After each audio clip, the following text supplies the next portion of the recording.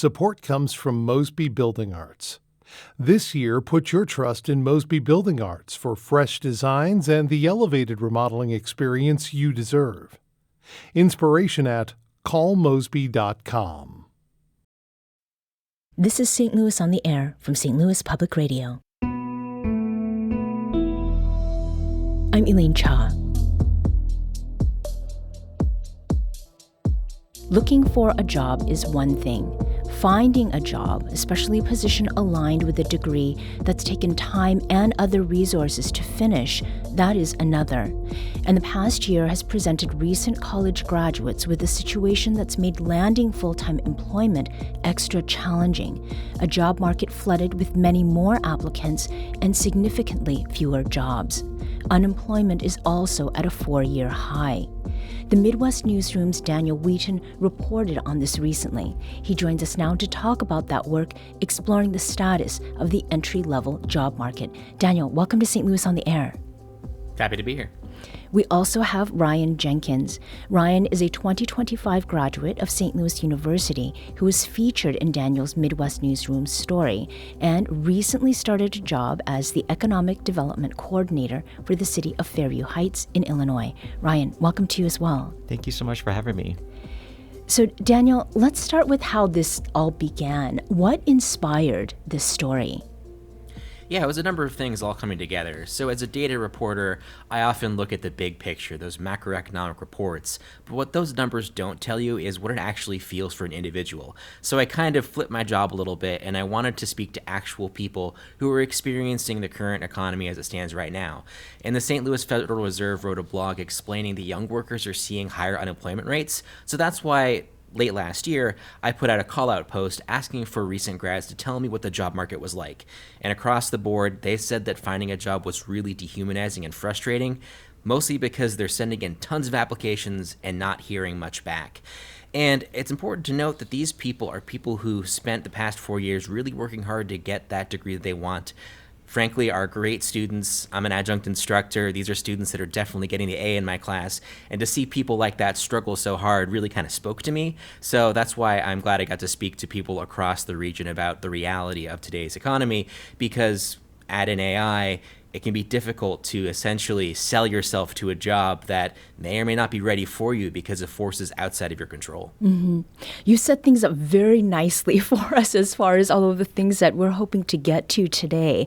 But I want to get back to what you said.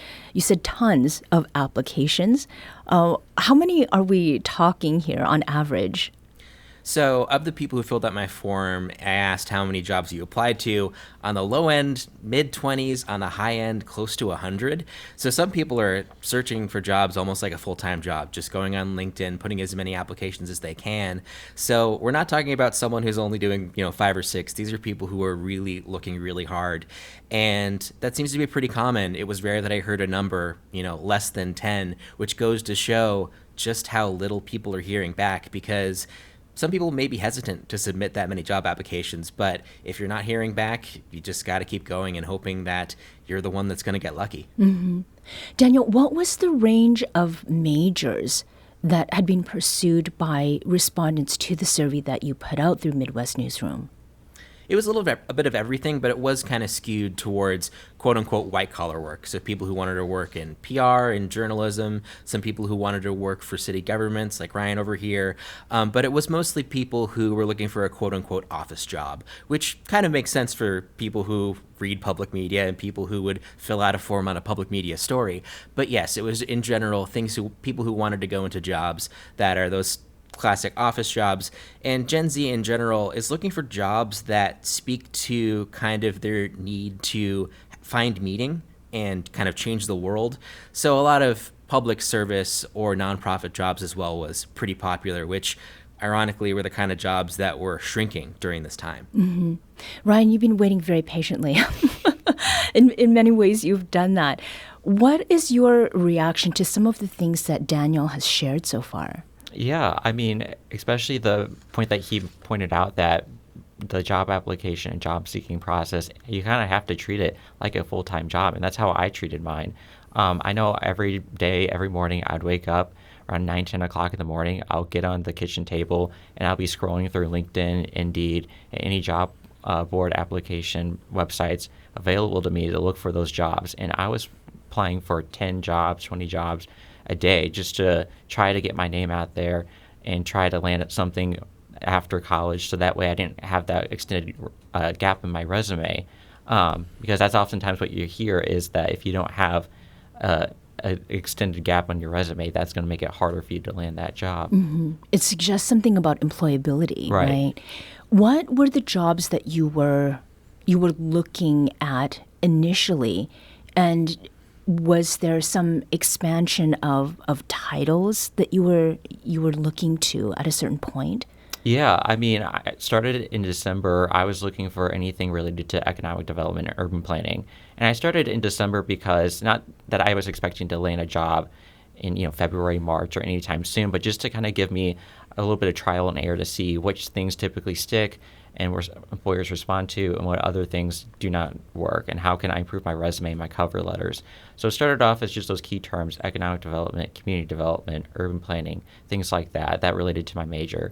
But as time went on, I realized that I should be broadening my search into even things like clerical work, working as a secretary, understanding that this wouldn't be my long-time job, but it would just at least give me some relevant work experience for me to work up the ladder and get into my dream job later down the line. Now, you did have an interview that went very interestingly, to put it diplomatically. Tell us about that experience and how you felt about it as you were going through it. Yeah, just for context, at this point, I had applied for a number of jobs. I wasn't hearing much back from many. And the few that I did hear back from, I didn't even get a chance to get an interview. It was just an immediate rejection that we're going through other applicants and interviewing them for the process and for the position. And so at that point, I had spoken with a friend of my sister's who worked in a similar field that I was wanting to pursue. And how she ended up with her job, she started working for the AmeriCorps Vista program, which is just a public sector sort of position designed for young professionals wanting to gain that work experience early in the age. Worked for about a year. For the wages weren't very great. You don't get many benefits, but at least you get that work experience. And then there is some perks to where you can have a little bit of favorability in terms of applying for federal jobs later after you finish that program, which lasted about a year. So I was going through the AmeriCorps Vista program website to see what sort of jobs were available around the St. Louis region and around the Missouri, Illinois area. And so I found a job that dealt with economic development here in St. Louis, and so I applied, and I was able to get an interview. And so I had the interview. It was through Zoom, and we had a really good conversation. She asked me a lot of questions, a lot of thought-provoking questions, which was really nice. And it became time for me to ask her questions about the organization and about the work itself. And during that time period, when I'm asking questions, she gets a call on her phone, and she apologizes immediately, but tells me, I have to take this call. I don't usually do this, but I have to take this call. And she puts herself on mute, but she doesn't turn off her camera. And as she is talking to the person, which I later found was I think, accountant of the organization, I could just tell something was up. I didn't know what exactly it was, but something was just wrong. And then she puts herself off of mute, and she politely and kindly tries to, try to make it sound better that I don't have the position because the grant cut the funding for that organization. And in my mind, whenever she's telling me that, there was a lot going on. Obviously, I was clearly upset about the fact that I wasn't able to land this job, but also just frustrated. I was never frustrated with the organization itself. I want to make that very clear that I think this organization does important work in St. Louis community, and this was just an unfortunate circumstance that we were both placed in.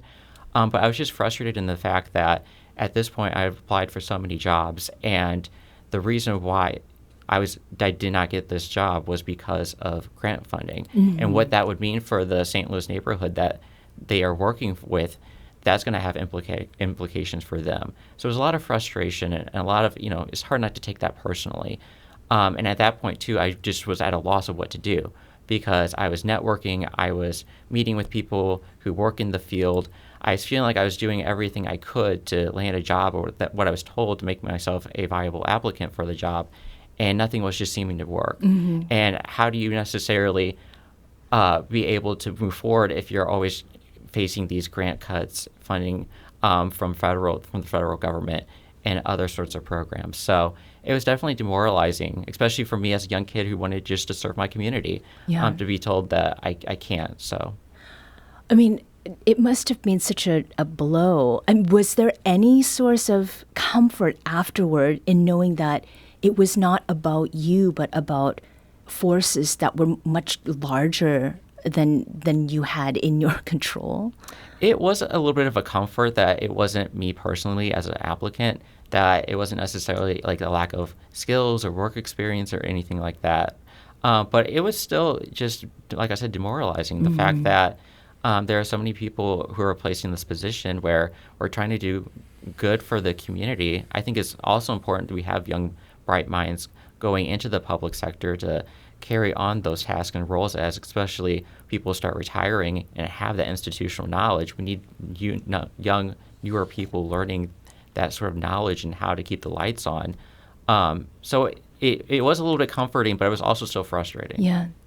Daniel, how common is what Ryan has shared in the responses that you got from folks to that engagement call out? Yeah, no one was unlucky as Ryan was with that scenario. It's somewhat absurd to have your job disappear as you're applying for it. But the most common response that I heard was mostly people just not hearing back, or hearing back months later, kind of a sign of like maybe that employers weren't sure if they had the funds to actually fund that position, but they didn't want to tell people that, so they're being kind of cagey. It's really interesting because if you look at the way that jobs are coming into the market in 2025, it slowed down so much that we had 2 months in which we actually lost more jobs than were actually made. When this happens, this means people are less likely to retire, so they stick around. So it's almost like that natural flow of people retiring, new people coming in, was kind of shut off. So it's almost like the job market was constipated, frankly. And it seems like we're still kind of recovering from that as things change. But of everyone I spoke to, Ryan, I'm sorry, you had the most absurd story. Constipated is a very vivid way to think about what all is happening, but hopefully there's some release that comes at some point. We're going to take a very quick break here, but we'll be back shortly to continue this conversation about the state of the entry-level job market and how that's affected recent college graduates in particular. We also want to hear from you. What trends do you see in the job market right now? Reach us by calling 314-382-8255. That's 314-382-TALK, or you can send an email to talk@stlpr.org. We'll be back shortly. This is St. Louis on the Air on St. Louis Public Radio.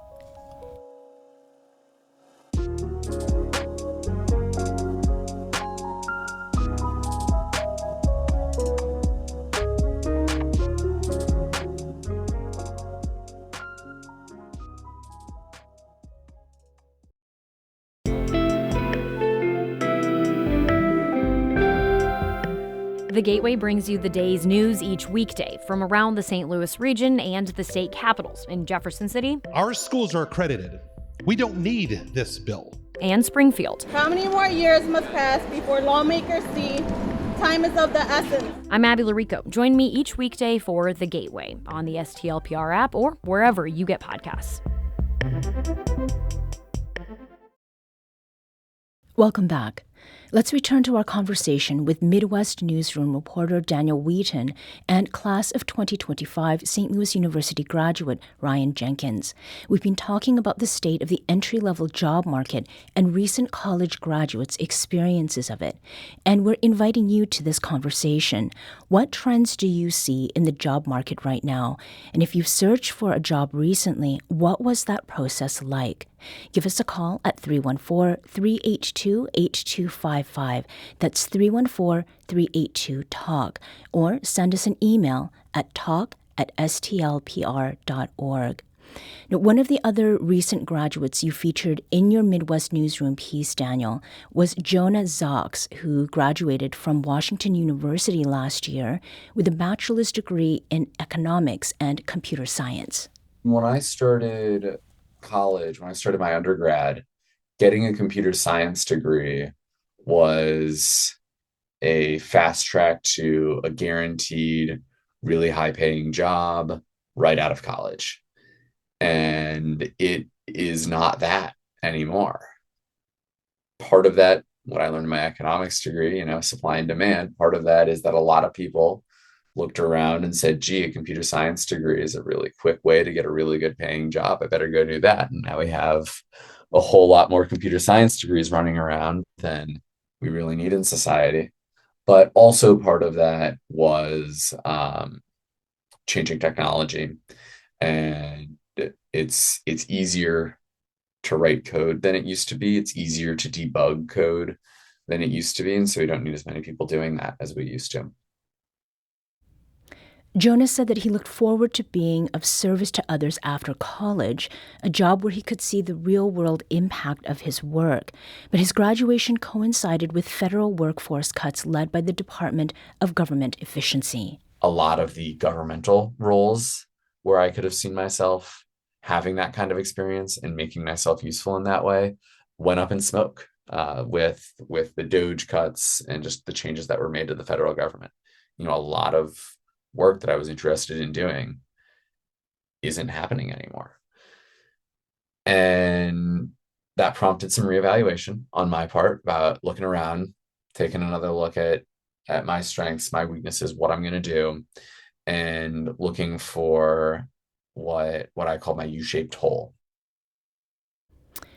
Although it wasn't in his initial plans, Jonah Zox applied for a job with Teach for America, and he now teaches middle school math at George Washington Carver Dual Language School in Kansas City. Daniel, what stands out to you about Jonah's experience and what he described? Yeah, I think the biggest thing that this shows is just how nimble that the class of 2025 and likely the class of 26 is going to have to be. You're going to likely have to apply for jobs that you maybe never thought of because things are changing so rapidly. And also consider how AI is changing how companies decide to invest in certain different positions over others. So people are going to have to think somewhat more broadly about their skill set. Someone I spoke to for the previous story, Angie McKee at the University of Iowa, explained that many students are choosing two majors that you wouldn't normally combine together as a kind of fail-safe, thinking that, hey, if I'm not amazing at coding or computer science, maybe I'll get a communication studies degree so I can, be a PR person for a tech firm or something like that. So you're seeing these combinations because people are looking at the job market and realizing that they can't just put all of their eggs in one basket. They're going to need to diversify their skills in ways that are truly unique to rise to the top of whatever algorithm or whatever hiring manager is looking at in that pile of resumes. Mm-hmm. Sydney is calling from Creve Coeur in the spirit of not talking about recent graduates, but hearing from them. Sydney, welcome to St. Louis on the Air. Hi, it's great to be here. Sure, go ahead. I am a recent computer science graduate, and I'm experiencing a lot of the things that you guys have been talking about. It's been extremely hard to find a job in computer science. And what was it that compelled you to choose that major? At the time when I applied and was accepted, ChatGPT and other AI platforms didn't really exist, or they existed in their infancy. And so there was a lot of job growth predicted, and a lot of things were going well in computer science as a field. And what have you been doing in this time, since you graduated, in order to get yourself in a place where you might be a better candidate from the employer's perspective? I've actually completely just changed career paths. I decided to go into law instead, and so I'm doing legal assistant work. Mm-hmm. Sydney, thank you so much for calling to share your experience, and good luck with what you are pursuing now. Ryan, you also studied computer science. What do you think of what you're hearing so far? I studied political science. Oh, I'm and, sorry, and political economics. science. But I do know that a lot of computer science majors were now having to kind of pivot from what they originally wanted to do. I think a lot of that might have been AI. I think a lot of that is kind of, as Daniel said, or I think one of the people that he reported on, just kind of supply and demand. And so and even my experience too, talking with college students who I graduated with, a lot of pivoting is taking place. I think a lot of people are now starting to go get their master's degree, or a lot of times they're going into like accounting or law school because those sorts of paths are straightforward, right? Once you get out of law school, you're going to become a lawyer. And there's always tends to be a need for lawyers and accountants too. That's something I even considered too. I was like, maybe I want to just kind of push off getting a job right now and go into law school or something like that. But I mean, that's difficult and it's very costly to do that. And there's no guarantee at the end of the day that you're going to be a lawyer and making a lot of money and being able to pay off all that debt. So I chose not to do that, and I chose not to go to get my master's degree right out of college because of that, because I just wanted to kind of recuperate, getting a little bit of work experience, because that tends to be right now what a lot of employers are really prioritizing. It's not so much of the degree that you have, but what sort of skills are you bringing in on day one? And can you kind of hit the ground running on day one? And so I thought that was probably the best thing for me and the path that I wanted to go towards. But I think that's definitely not an uncommon story. I've been hearing that a lot lately. Right. Artificial intelligence. When Sydney mentioned ChatGPT not really being the thing that it is now, when they started on that path of a computer science degree, Daniel, this is something that you mentioned earlier, and it came up in your conversations with recent college grads. Annabelle wrote on Instagram, I'm one of those recent graduates. People I know who graduated in 2008 are telling me it's worse now than it was then. I've applied to fake AI-created jobs. It's a nightmare. And we heard from John, who said the hiring process is worse than ever before, especially with AI and applicant tracking systems that auto-reject you if you do not fit the unrealistic criteria hiring managers have. How are employers, in fact, using AI during the hiring process? And what did you hear from people you spoke with about being on the receiving end of that? Yeah, it really varies. It really depends how big your corporation is and what kind of software you're using to manage those job applications. Because some people mentioned getting rejections from LinkedIn using the Easy Apply system and then just immediately getting an email back saying, unfortunately, we can't hire for this position, blah, blah, blah.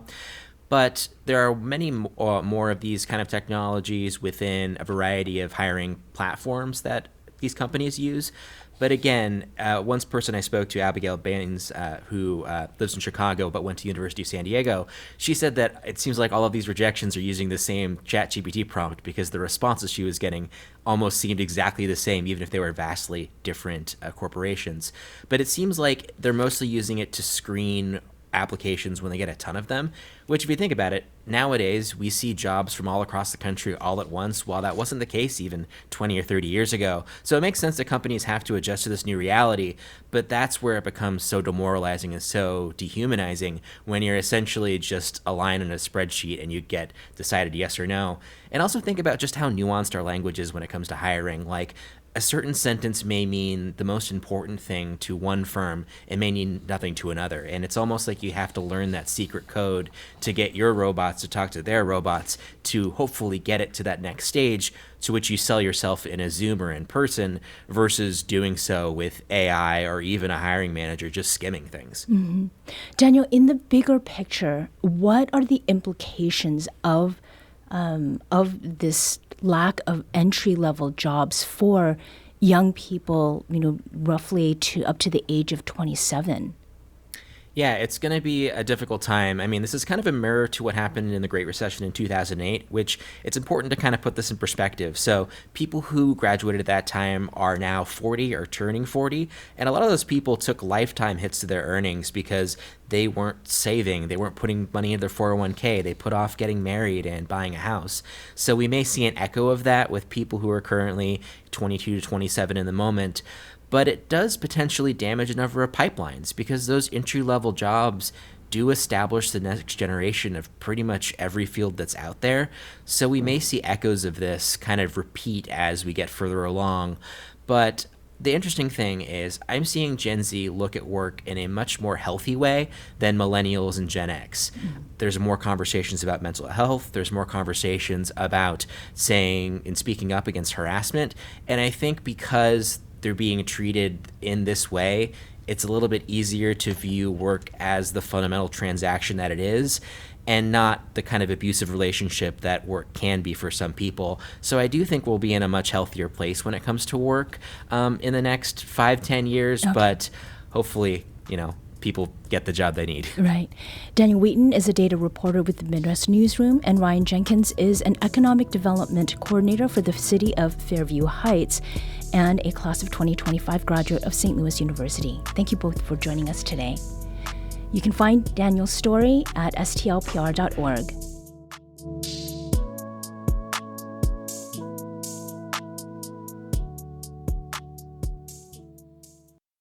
This episode was produced by Emily Woodbury. Audio engineering and podcast design by Aaron Dorr. Our executive producer is Alex Hoyer. St. Louis on the Air is a production of St. Louis Public Radio. Understanding starts here. Do you find yourself regularly listening to episodes of St. Louis on the Air? Suggest us to a friend you think might enjoy our conversations. And leave us a review and rating on Apple Podcasts on the App Store. It's the simplest way to help people discover our show. Thanks. St. Louis Public Radio is a member-supported service of the University of Missouri St. Louis.